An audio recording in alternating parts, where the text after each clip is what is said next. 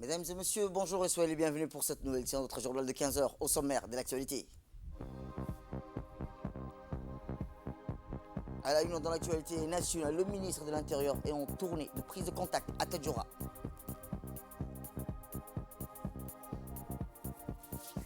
Et enfin, dans l'actualité internationale, le Covid en Afrique, le cas d'infection dépasse le 5,3 millions selon le CDC d'Afrique.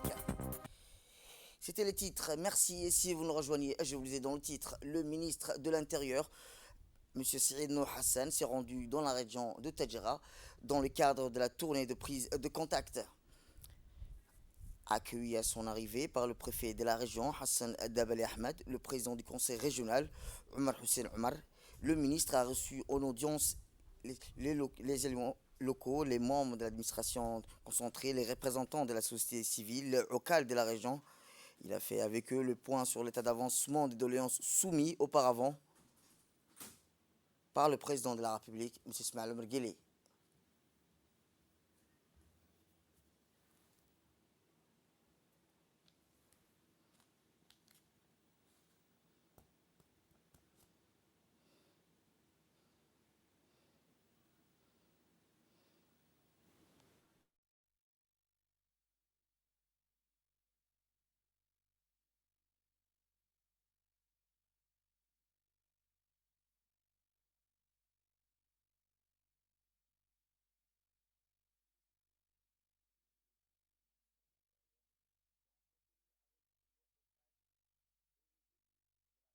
De Tadjoura, accompagné de son secrétaire général, M. Siraj Omar Abdallah, le ministre a écouté les doléances des élus locaux de la région de Tadjoura et ainsi pour voir de visu les locaux de l'administration de la préfecture.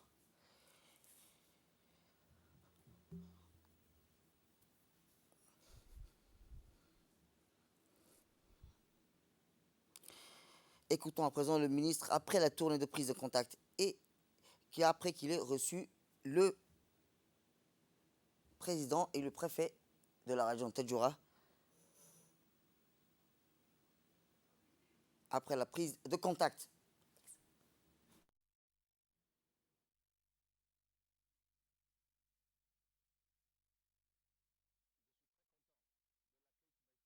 Ce matin à Tadjoura. Ceci était dans le cadre de ma prise de contact dans les différentes régions donc du pays. Et j'ai commencé ce matin par Tadjoura. Nous avons rencontré donc tous les 4 sous-préfectures de la région de Tadjoura étaient présentes. Il y avait les autorités coutumières, les services déconcentrés, donc les autorités civiles.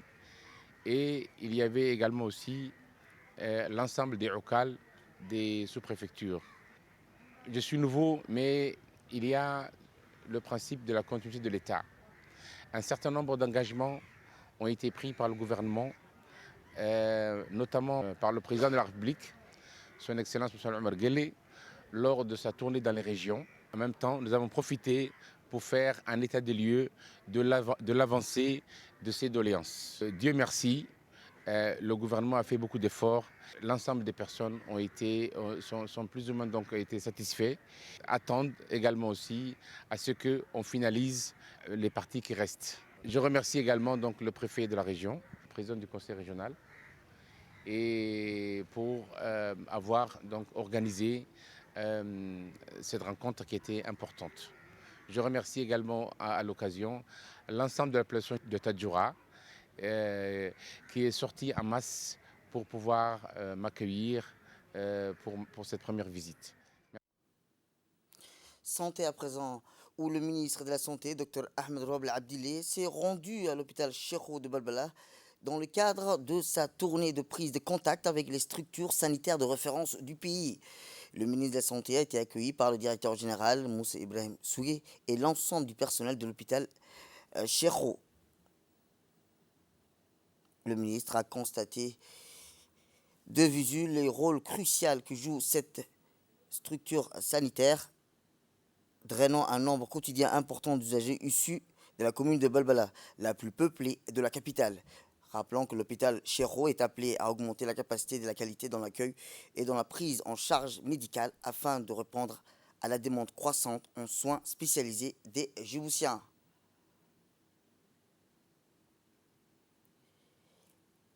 Au cours de sa visite, le ministre de la Santé a aussi discuté avec le personnel de l'hôpital Chéro pour écouter les difficultés rencontrées, entendre leurs suggestions.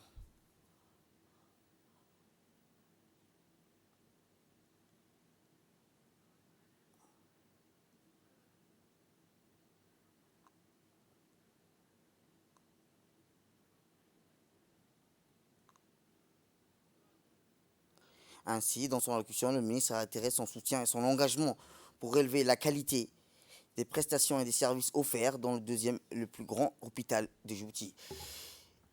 Et le ministre a rappelé que nous allons redorer le blason de cette institution hospitalière et élargir les compétences pour atteindre une performance optimale, a-t-il affirmé à ses interlocuteurs.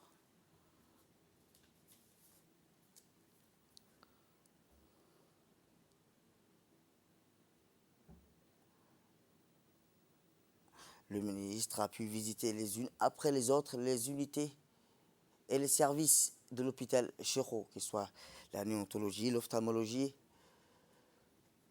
le service pédiatrie, l'urgence.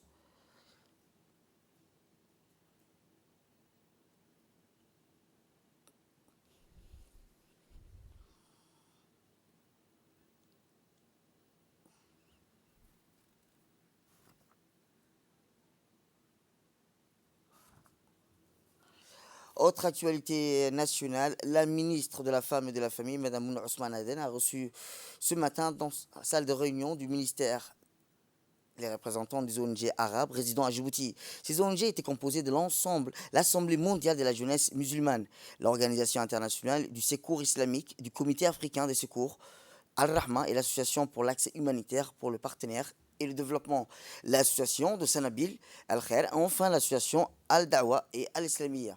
Rappelons que les partenaires ont d'abord félicité le ministre pour sa nomination à la tête de ce département ministériel et lui ont également souhaité plein de succès dans ses entreprises futures. Au cours de cette première rencontre, les ONG du monde arabe et la ministre ont échangé sur le domaine d'intervention du ministère, à savoir l'autonomisation des femmes, la cohésion et le bien-être des familles djiboutiennes, la protection de l'enfant, ainsi que les voies et moyens de renforcer le partenariat et leurs institutions respectives. À l'issue de leur discussion, la ministre de la Femme et de la Famille et les ONG du monde arabe résidant à Djibouti ont réitéré leur engagement à consolider et à renforcer davantage leur collaboration, que celle-ci soit durable. Retour à Djibouti où le Palais du Peuple a abrité un atelier d'élaboration du cadre de planification stratégique organisé par le ministère du Travail chargé de la formalisation et la protection sociale. Cet atelier présidé par le ministre du Travail chargé de la formalisation et de la protection sociale, M. Ismail Ibrahim Roble, a vu la participation du secrétaire général du ministère du Travail chargé de la formalisation et de la protection sociale, Abdallah Ali Mohamed, du directeur général de l'INAB, Sharmak Idriss Ali, du directeur général de la NEFIP, Mahmoud Omar Guile, de l'inspecteur général du Travail et loi sociale, Abdi Farah Idli, et les cadres experts nationaux des différentes institutions, ainsi que la directrice générale de la Caisse nationale de sécurité sociale, Mme Derra Ahmed Roble.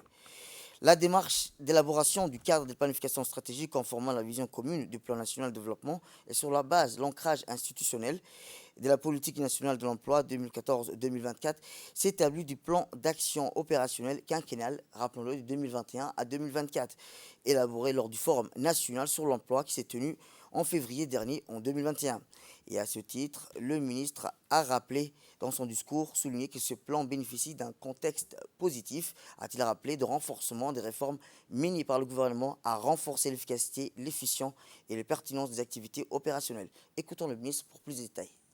La démarche d'élaboration du cadre de planification stratégique conformément à la vision commune du plan national de développement Djibouti ici et sur la base de l'ancrage institutionnel de la politique nationale de l'emploi 2014-2024 et du plan d'action opérationnel quinquennal 2021-2024 élaboré lors du Forum national sur l'emploi tenu en février consistera à repenser l'étendue des activités de nos administrations de travail, accompagner la transformation de la politique nationale de l'emploi en s'appuyant notamment sur le numérique et permettre sa mise en œuvre par tous les acteurs de notre ministère. Renforcer le pilotage de la politique de l'emploi à travers une meilleure coordination de l'action des services de l'emploi et une mutualisation accrue des ressources et des compétences. Élaborer une nouvelle architecture organisationnelle appropriée, facilitant la réalisation des objectifs du ministère dans toutes ses composantes. Élaborer un plan biannuel d'action cohérent et complet. Sans aucun doute, on y trouvera aussi dans ce document cadre à la fois une vision engageante du rôle du ministère et ses grandes orientations dans les prochaines années. Ces orientations viennent préciser la contribution du ministère à la vision et aux priorités d'action que le gouvernement s'est données. Autre actualité nationale, le ministre délégué chargé à la décentralisation,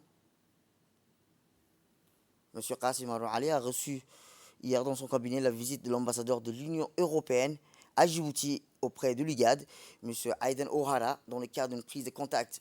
Rappelons qu'au cours de cette rencontre, après avoir souligné que la décentralisation constitue le point phare du programme du gouvernement initié par le chef de l'État, M. Ismaël Omar Guelleh, le ministre n'a pas manqué de souligner les relations de partenariat privilégié qui existent entre la République de Djibouti et l'Union européenne dans le domaine de la décentralisation, comme en témoigne le programme d'appui à la décentralisation et aux initiatives locales en cours.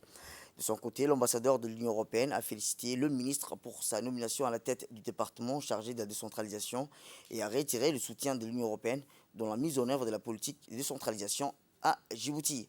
Rappelons par ailleurs que les deux hommes ont échangé sur le projet Adil en cours et ont passé en revue les potentialités, a-t-il rappelé, à chacune des régions en faveur du développement local. Et d'ici là, l'association Direction Dikil ou l'association Karmakan a rendu visite aux habitants de la sous-préfecture de Yoboki pour y organiser une distribution des vivres pour les hommes et bétail de la localité de Daguerou. Eh bien, c'est une aide alimentaire composée de 40 sacs, 60 kilos de maïs destinés à la consommation humaine et de 80 sacs de nourriture pour leurs troupeaux ont été remis aux mains propres aux autorités locales et aux responsables coutumiers de cette localité. En effet, le président de l'association par intérim et le secrétaire général ont remis en main propre aux élus locaux et les notables de la localité de Daguerou. En effet, la saison d'été il reste rude pour les hommes et leur bétail. Le maïs constitue principalement l'aliment pour les foyers nomades. En cette période de grande canicule, ces foyers ne sont pas ou sont suffisamment approvisionnés en denrées alimentaires et premières nécessités. Et enfin, dans l'actualité internationale, je vous le disais dans le titre, le nombre de cas confirmés d'infection au nouveau Covid-19 en Afrique atteint le 5 millions dimanche. Hier, a annoncé le Centre africain de contrôle de prévention des maladies. L'Agence nationale de l'Union africaine, qui compte près de 55 membres, a déclaré que le nombre des morts dus au Covid-19 s'élevait à plus de 145 000, tandis que 4 millions de patients à travers le continent se sont rétablis de la maladie. L'Afrique du Sud est devenue le premier pays africain à franchir le seuil de 2 millions de cas confirmés, ayant enregistré le nombre d'infections au nouveau Covid-19 le plus élevé en Afrique.